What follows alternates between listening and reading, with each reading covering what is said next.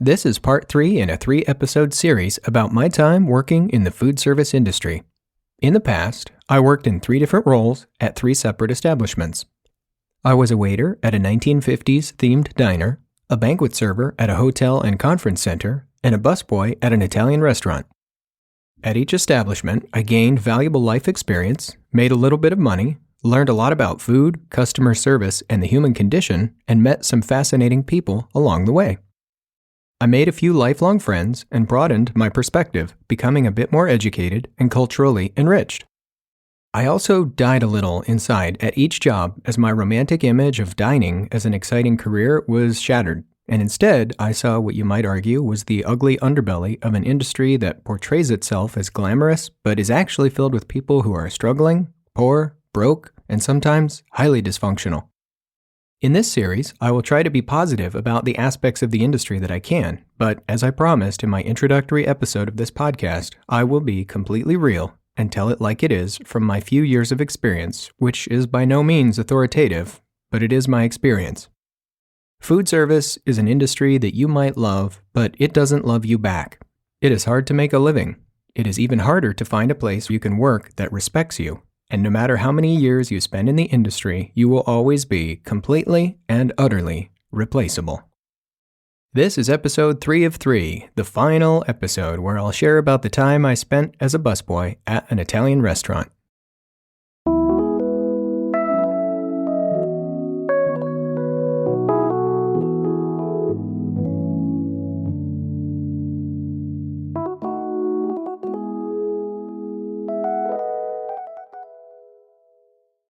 If you've been following along in this series, by now you know that I started working as a waiter at a diner, but quit after a few months because it was just a bad job.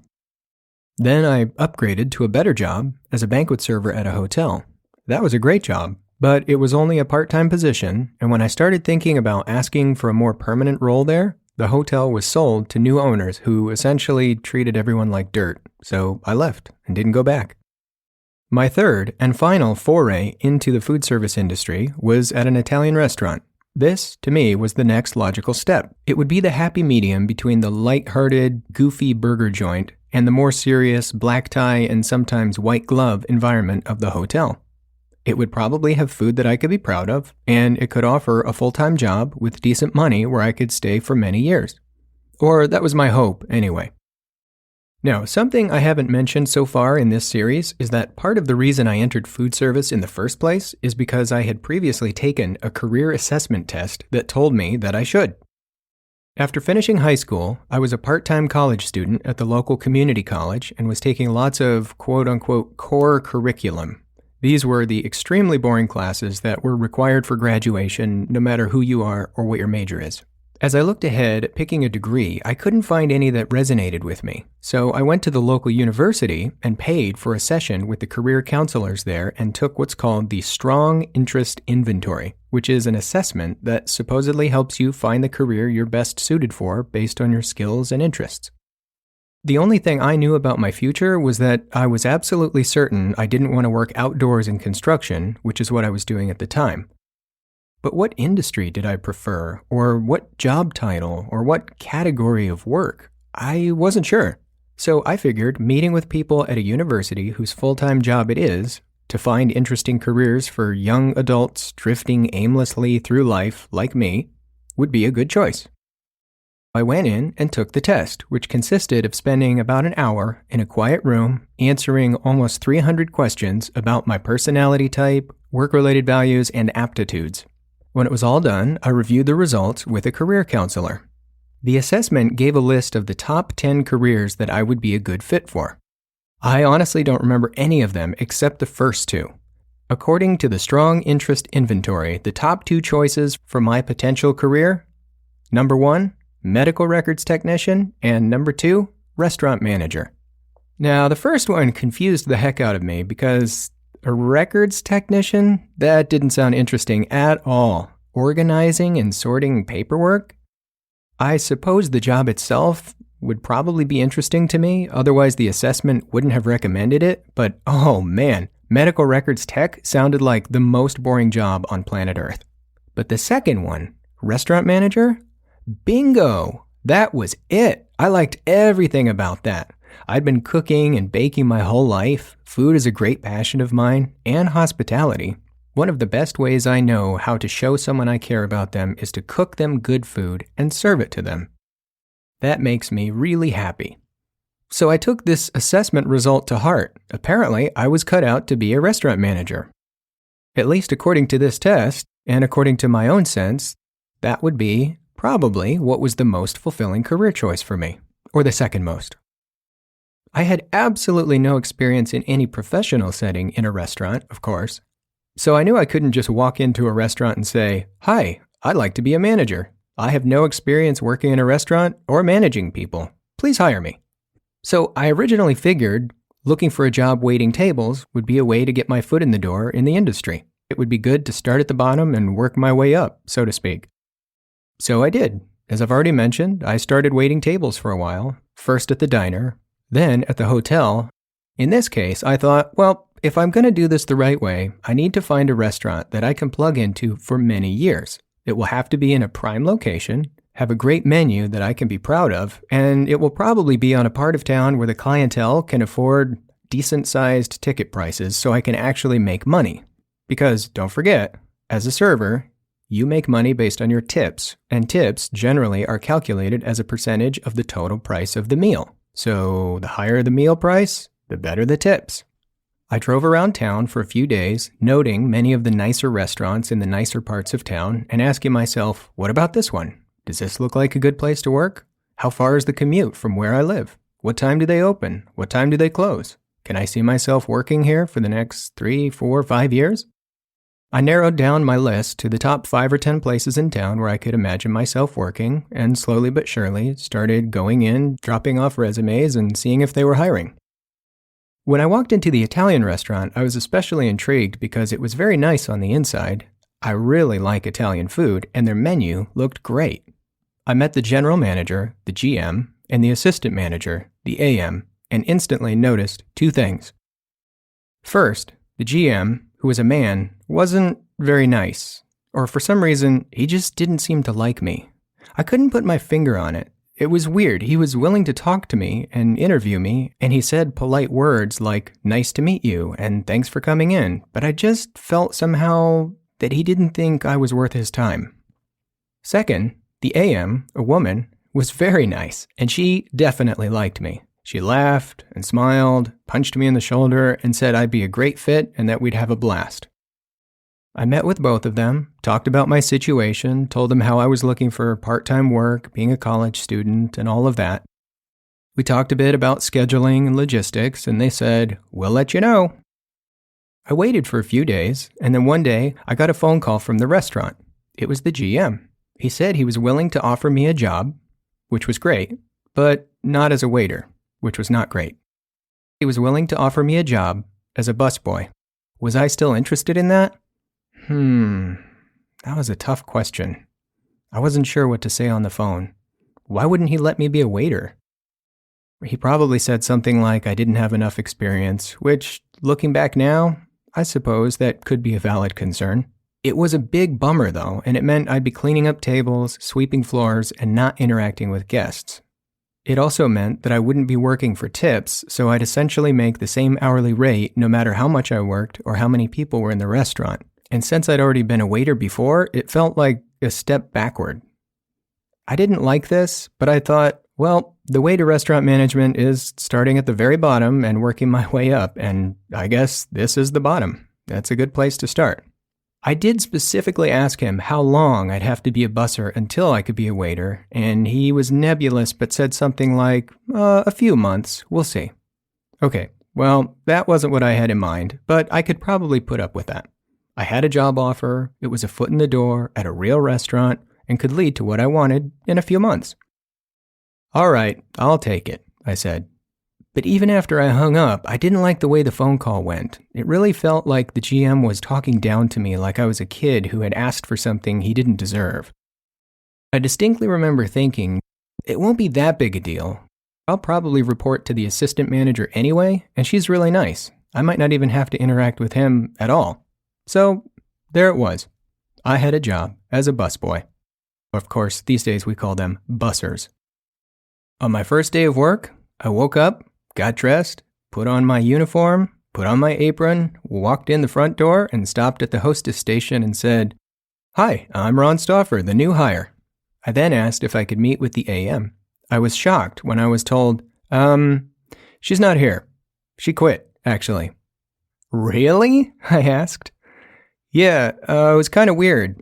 She was a total no-call, no-show earlier this week. She just didn't show up. But that's okay. The GM's here. I'll take you to him. As I walked behind the hostess, I thought, oh, man, this changes everything. In my mind, the AM was going to be my buffer to the GM. I think she's the one who suggested that the GM should actually hire me, even though he might not have wanted to. But now that she was gone, I'd have to work directly with the GM, and I didn't have a good feeling about that. And that was so confusing. This lady had worked at the restaurant for months, years. She literally helped run the place and helped hire me, but then disappeared before my first day of work? How did this happen? And why did it happen? What are the odds? As it turned out, this was a bad omen. I met with the GM, learned about their online scheduling system, then got started working on my very first shift as a busboy ever. I met with another busser who would be my trainer for the next few days. He was a decent guy and showed me the ropes. It was pretty simple stuff, honestly, and pretty obvious. Rolling silverware, sweeping under tables, replacing white paper tablecloths and crayons for kids, filling tubs with dirty dishes, taking them back to the busser stations, etc. It was all basic and simple, but it was a little bit different than what I had been used to at the diner and the hotel. One thing that was very different from what I was used to in the past was the bread baskets. At our restaurant, the bussers were responsible for starting the service of new guests. We filled water glasses, added extra place settings or took them away as needed, and then brought out the bread. We brought a basket of 3 kinds of bread, slices of French baguettes, a red onion focaccia, and some sort of multigrain bread. We also brought a small plate to the table and filled it with olive oil, balsamic vinegar, Parmesan cheese, and other spices. This bread was really popular, and that was no surprise because it was so good.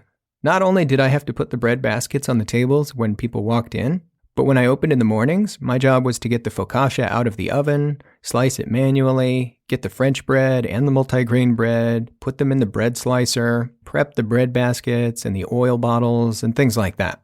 One nice thing about this job, I was allowed to eat the bread. Oh man, sea salt, olive oil, onions, rosemary. Wow. I think the best part of working at this job was the free bread. Actually, the great thing about this restaurant in general was that the food itself was fantastic. I didn't get to try a whole lot of it because I always had to pay for it. But a couple times I would take a lunch break during work, and everything I tried was great. Chicken cannelloni, the soups, the pasta, the tiramisu. Still to this day, they had the best tiramisu I've ever had. And this was a highlight. I was definitely glad to be part of a restaurant where the product, the food, the whole point of having a restaurant in the first place was excellent. I felt very comfortable with the menu here, and that's always been really important to me.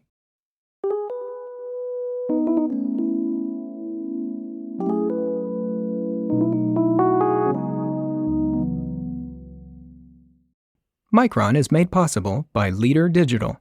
Leader Digital is a digital agency for small businesses that don't want to stay small. We design, build, and host websites, then provide internet marketing services including search engine marketing, digital ads, blogging, email newsletters, social media management, and much more. Most importantly, we make your phone ring. If you have a business with a website that sucks, or if your marketing needs help in a serious way, visit leaderdigital.com, that's L-I-E-D-E-R, digital.com, and get in touch ASAP. Seriously, it's my company. If you contact Leader Digital, you'll be talking to me, the host of this show. How cool is that? All right, back to the podcast.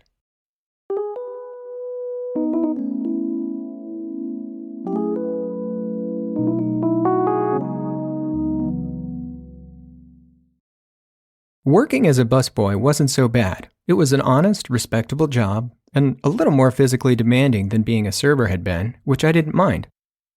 Actually, the work itself was just fine. My only complaint was that I didn't apply to be a busboy, and that wasn't my plan, so I was doing it because they told me I had to before I could become a server. My job consisted of turning tables, removing all the dirty dishes, removing the paper tablecloth, sweeping under the table, resetting chairs in proper order, wiping down benches, and then resetting everything from scratch. New tablecloths, new paper covers, new glasses, setting up bread baskets, offering water, refilling drinks, etc. The name of the game was speed. The goal was to do all of this, turning tables as fast as possible, so as many tables as possible could be available to new guests walking in the door. Every once in a while, I'd get a random chore like putting on gloves and going outside to pick out cigarette butts from the ashtray in front of the building. None of this bothered me. I had been a janitor for a few years in the past, and getting dirty wasn't a problem at all. My biggest challenge was the coworkers. Similar to how it was at the diner, I didn't really get along with them. One thing I had forgotten to take into account is that I had specifically picked this restaurant in this part of town due to my assumption that the people who frequented this restaurant would be, let me say, wealthy. I was definitely right about that. The folks who came into our restaurant were definitely on the wealthier end. But what I didn't expect was that the same would be true of the employees. After maybe a week or two, I started looking around at all the other staff members and came to a realization, probably much later than everyone else had. I was very different from most of the people who worked there. They were almost all older than me, which wasn't a problem, but they were also significantly wealthier. Here I was, a starving college student, driving a 1985 Toyota Corolla that I had paid $500 cash for, that took me time to save up for when I was a janitor, and I lived in a tiny apartment sharing a bedroom with a roommate for $250 a month. I had been raised in a family with 9 kids in a relatively small house. My coworkers, on the other hand, it seemed to me, were mainly people who came from very small families with huge incomes and grew up in massive homes with swimming pools in their backyards. Their parents were military officers or C-level executives at giant corporations or directors of global nonprofits. They had high-class hobbies like golf and tennis. These were the popular kids in school. A lot of them had been given cars by their parents, and it certainly looked like they spent more money on clothing than I did on rent. Their parents were paying for college, if they were going, and they were working here for pocket change. These were the types of kids who would be going to a $40,000 a year private college in New England after spending a gap year backpacking in Europe. Now, I'm not saying that these are necessarily bad things or wrong, but I am saying that I realized one day that I felt like I was the butt of a joke where everyone else in the building felt like they belonged except me. I had no understanding of their lives at all.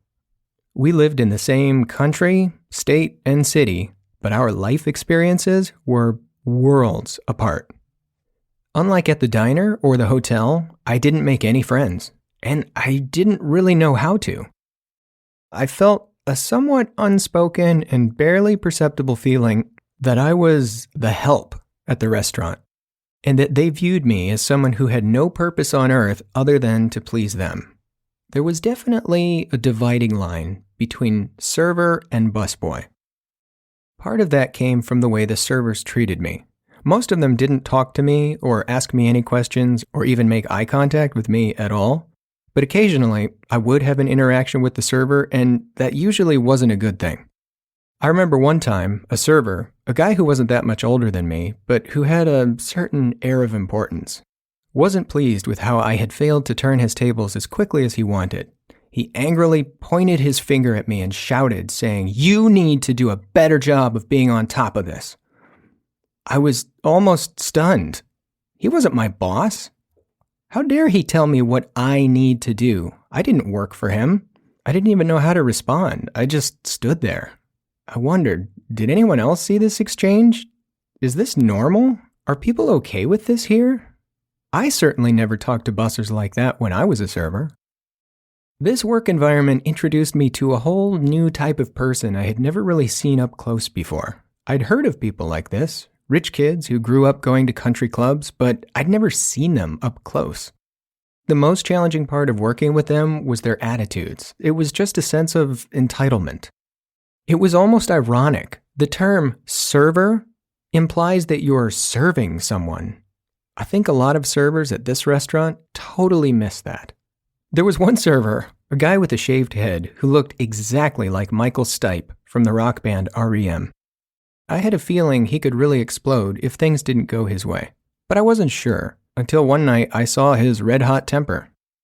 One evening, as we were closing down the restaurant, he was serving a big 10-top that stayed until closing time. They bought some bottles of wine and stayed a long time. After they left, he opened the check holder, saw the tip that they left, and shouted, "I've been robbed! $10 cash on a 10-top?" It was loud enough for everyone in the building to hear. I couldn't believe it. What on earth was wrong with people like this? I understand how serving a table with a ticket of, let's say $200, $300 or more, would make him think 20% of $300 is $60. This should be a good tip. I also understand the disappointment of finding a smaller tip than you expect. I totally get it. But telling everyone in the whole place that you got a bad tip and telling them how bad it was and claiming you were robbed? Man, if that's robbery, these people needed to get a life. The ironic thing was that the people who frequented the restaurant, even the bad tippers, were of the same social status as the servers. They drove the same cars, grew up in the same neighborhoods, and went to the same schools. So in a weird twist, I felt kind of good about that. I had a bit of schadenfreude watching servers who were jerks get small tips from customers who were also jerks. On that note, one big takeaway that I learned about food service, not just here but elsewhere, is that you never know how people will tip. You can serve a big table with lots of people who stay a long time and order tons of food, but leave an insultingly small tip. Whether they drive a BMW or wear a Rolex is totally irrelevant. On the flip side, you can also serve a small family of 4 who are quiet and don't ask for much, but end up leaving you a really big tip. The level of generosity a person has is completely disconnected from their level of wealth, and that was a good life lesson for me to take away. I also encountered antics that I hadn't seen at the other places I'd worked. Some of the male servers would make graphic comments about the pretty women who came in and sat at their tables. There was one waiter who would go to the back and start talking with another server and say, "Did you see that blonde bombshell at number 38? And he would discuss in graphic detail all the X-rated things he wanted to do with her. He would snicker and giggle about his sexual fantasies, and I'd wonder, boy, I sure hope nobody can hear you say that because you're not being very quiet. What really confused me is that one time I gave him a ride home, and I found out he was married. What? I wasn't married at the time, but I was pretty sure that that is not normal conversation for married men, or at least it shouldn't be. One of the employees laughed and told me that he secretly had a nickname for one of the female servers, and it was the name of a sexually transmitted disease. He thought that was pretty funny. I just shook my head in confusion, thinking, why would you even tell me that? One day, our bartender came into work in the morning for the opening shift and had a really bad attitude and was complaining as he set up the bar. I didn't think much of it until a coworker told me, "Oh man, I feel so sorry for him." And I asked, "Why?" She told me, "Because he's so hungover from last night.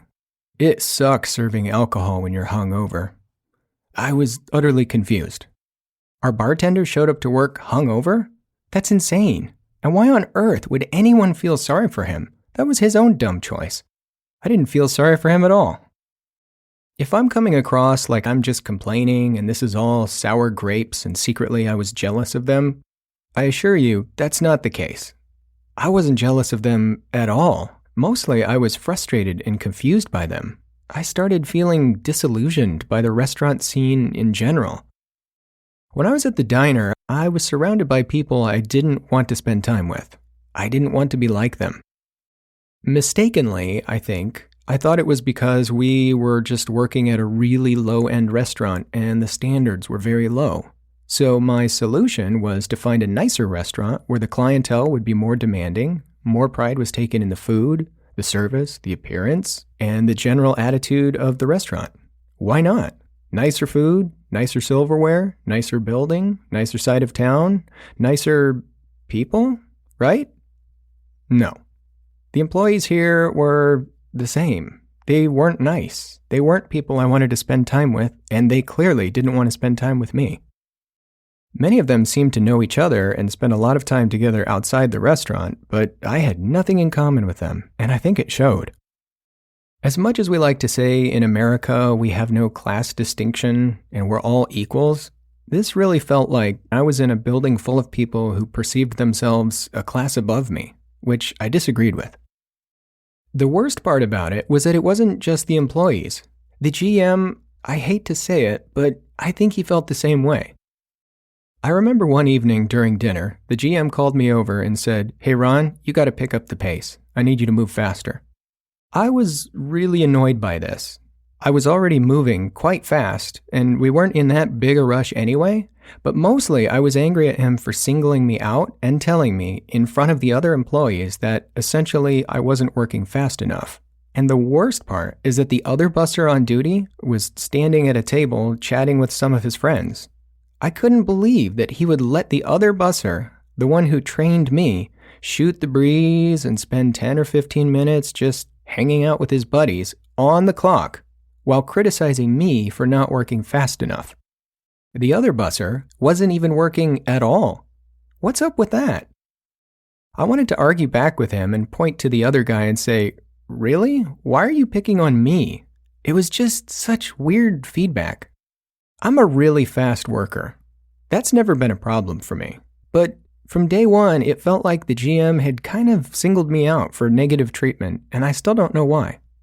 It wasn't just that he was a cold, callous guy who treated everyone like that. That I could have worked with, because that's consistent. But this guy did a lot of buddy-buddy chatting and fraternization with the other staff. I remember one time, during a really hard evening with lots of insane rushing, right in the middle of dinner, he looked over at one of the guests and motioned to a server and asked him, hey, come here. Who do you think would win in a fight between him and John's dad?" I was astounded. He had time to joke about bizarre hypothetical scenarios about who would win in a pretend fistfight, but was harassing me about not filling up water glasses fast enough. He never talked to me socially like that. It was clear that he had a group of people that he liked hanging out with and chatting and joking with, and I definitely wasn't one of them. I'll give him this. He mostly had a solid work ethic. He was there essentially all day, every day, and was a very active manager who would literally roll up his sleeves and help get the work done. He would frequently chug energy drinks just to keep up with the pace of the evening. But he just wasn't nice to me. I had hoped that this would change over time, but I eventually realized that just wasn't going to happen. Finally, I think the thing that really pushed me over the edge and made me decide that I was wasting my time was Scott. Scott was a nice enough guy. I have no complaints about Scott as a person. I liked him. He was a hard worker and a valuable person for me to know since I could ask him questions. Scott was a busser, just like me. Unlike me, however, he had worked there since the restaurant had opened. He had been a busser for 8 years. He was, if I had to guess, in his mid-30s, which meant, since I was 18 or 19, he was twice my age, and he was still a busboy. I looked at him and thought, this is my future. If I stay here, I will become Scott. This thought, and I'm only exaggerating slightly, terrified me. The fact that he was nearly 40, didn't have a college degree, wasn't married, and worked in the same position for almost a decade made me feel like this restaurant was actually a cult. Like they'd say anything to get you to sign up and join, and then you get sucked in, and all your life force is drained away, and you stay there forever, and you can never leave. You never accomplish anything, you never own anything, you never climb the ladder or advance or graduate, you just live in a permanent state of neoteny, like a caterpillar that never becomes a butterfly. I couldn't fathom the mindset of someone like that and how he would be okay with that. Heck, for all I know, Scott might still be there working as a busboy at that same restaurant today. Scott, if you're listening to this, I love you, man. I enjoyed working with you, but I sure hope you've at least gone to school or gotten married or something. What was the end goal of the people working here? What did they want with their lives? I couldn't figure it out. What were they working toward? Was I the only one asking this question?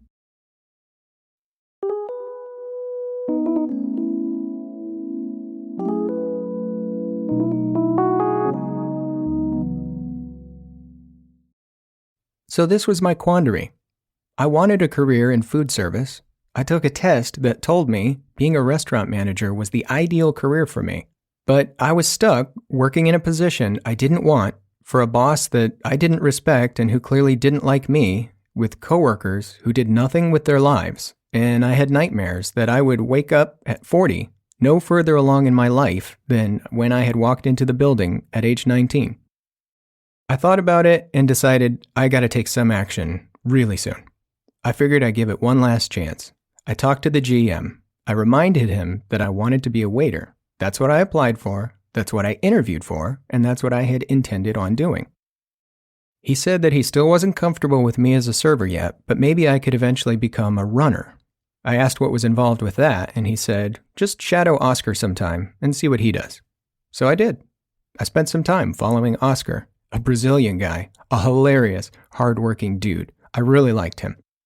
I watched what he did, and it was pretty simple. He'd run food out to tables and do his little dance, taking away used plates with one hand, running the crumb sweeper over the tablecloth, and then setting down new dishes with new entrees and disappearing. It looked okay, but it didn't seem like an improvement. As far as I knew, the wages were still the same, and he wasn't a server. So I wondered, well, hold on. If that's the case, is their plan that I'll be a busboy and then a runner and then a server? Because we never talked about that. It started to feel like the terms of the deal I had agreed to were being changed without my consent. I had put in about 3 months, the equivalent of, quote, a few months, which is what we discussed, and being a server wasn't in the cards for me. So I went to the office one day and I told him I quit. He asked why, and I'm sad to say I lied. I told him I had to focus more on school, and I didn't have enough time to work and do school at the same time like I thought I did. I regret that now. I wish I had been more honest and had just told him what I was actually thinking. But I was young, and it was too awkward for me, so I made up a story that would be more socially acceptable. On my last day, I worked my final shift, then turned in my apron, and walked out. There were no handshakes, no goodbye from friends, and I've never talked with any of my coworkers since. When it was all over, I wasn't even sad. I just felt like, wow, that was a weird experience. What a waste of 3 months. It's kind of strange. I wasn't fired. I quit on good terms, respectfully, with notice. But it felt so weird. You know what? Looking back now, I actually remember that when I told him I was quitting, he said, "Can you give me 2 weeks?" And I said, "I can give you 1 week." I'm actually proud of the boldness of that move. Honestly, I wanted to do what the assistant manager did and just be a no-call, no-show. It's not like I was burning a bridge. There wasn't even a bridge there. I didn't need his recommendation since I knew I was out of food service. Nobody would ever call him as a reference, and I didn't care. Back then, and even more so now, my biggest conclusion was that food service was not the industry for me. I was sad about this because I really did want to be a restaurant manager. I liked everything about the work. I just didn't like the other aspects of it. The people, in particular. I mean, that sounds offensive, but it's true. The people are the best thing about it and the worst thing about it. Also, I think it's hard to be a young man. I wasn't fooling around about this job. I was looking at this as a serious career choice, and I was thinking of getting married in the very near future and starting a family very soon. I wanted to get a job at a nice restaurant serving delicious food in an environment that I could stand to work in every day for many, many years to support a family. In a sense, I had approached this job with mathematical precision and research and professional career counseling. I even specifically picked this restaurant that I wanted to work at. On top of that, I accepted a crappier job offer than I wanted because I believed in what they were doing and I was betting on the future. You'd think a restaurant would be dying for someone like that to come work for them. Yet, for whatever reason, I think the people at the restaurant just looked at me like I was some punk kid who didn't know what he was doing and wasn't serious. What's funny is I ended up getting married and starting a family that same year, only a few months later. So I did end up finding a serious job with a great company in a serious career field. It just happened to be construction, which was the industry I was trying to avoid, but I feel like I gave food service a try and it just didn't work. Working in food service requires that you work nights, weekends, and most holidays. Why? Because that's when everyone else wants to go out to eat. If everybody wants to go out and eat on Mother's Day, there's got to be somebody actually working on Mother's Day to make that happen. In my short time there, I did end up working a few holidays, and there was one notable event where everyone in my extended family got together except me. And I thought to myself, I better get used to this, because if I keep working in this industry, that's going to happen all the time. Food service is really hard, and management in particular. Yes, I was interested in being a restaurant manager, but the job sucks. It's awful. You're a slave to the store. You can't ever leave. You can't even really take a day off. It's like being on a hamster wheel that never stops. The store owns you, not the other way around. When you're a restaurant manager, I doubt you could just take 3 weeks off for a cruise to the Bahamas. Even if you have another manager to help run things when you're gone, that manager might quit without notice, like the assistant manager did when I first came to work there. Even when we had more than one manager, the GM would still come in sometimes on his day off to check on inventory in the kitchen or meet with a guy from corporate who flew in from the East Coast or whatever reason. I saw his job. It sucked. Maybe that's why the assistant manager quit. It seems like working in management in the food service industry is just an intrusive job that ruins your private life. Very few people I knew, if any, at that restaurant were married. The GM wasn't, and how could he be? He was there at the restaurant at least 6 days a week from 10 a.m. to midnight or even later. By the way, I harbor no ill will towards this GM. If I met him today somehow, somewhere, I would shake his hand and offer to buy him a beer. And I'd laugh and say, thanks for putting up with my moodiness. And I would also ask, what was all that about? I wasn't sad to leave that restaurant, but I was sad about what it represented. My third and final attempt at building a career in food service. And it failed. I got the hint and I moved on. I'm not saying that it's an awful job for everyone or anything like that. But I am saying that from what I saw in the couple of years I worked in the industry, it's very rare to meet successful people with families or people with children who work full-time in food service. It's the exception, not the rule.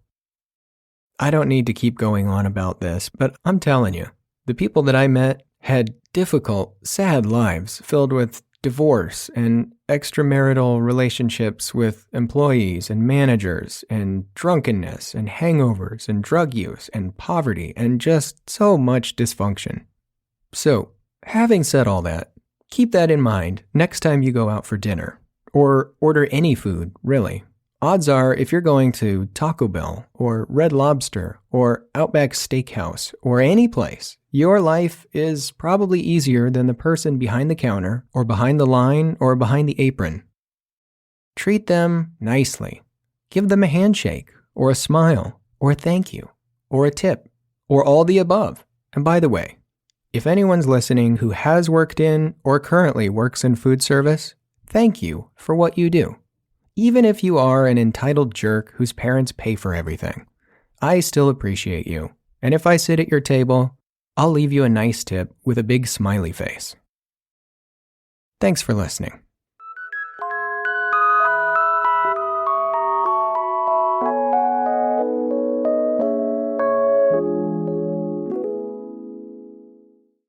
You've been listening to Micron, a one-man podcast with short episodes about life, travel, discovery, learning, and failure. This podcast is a work in progress and, hopefully, like wine, will improve over time. It's recorded here in my office located in the scorching heat of the Sonoran Desert in Arizona. If you liked this episode of Micron, tell a friend. Share it on Facebook, Twitter, Instagram, or whichever online platform you prefer. If you really liked it, leave a rating or review on Apple Podcasts. That's the most helpful thing you can do to help me build an audience for this humble little one-man show. If you have feedback you'd like to share or suggestions for a future episode, send an email to feedback@micronpodcast.com. I'm listening to you. Thanks for listening to me.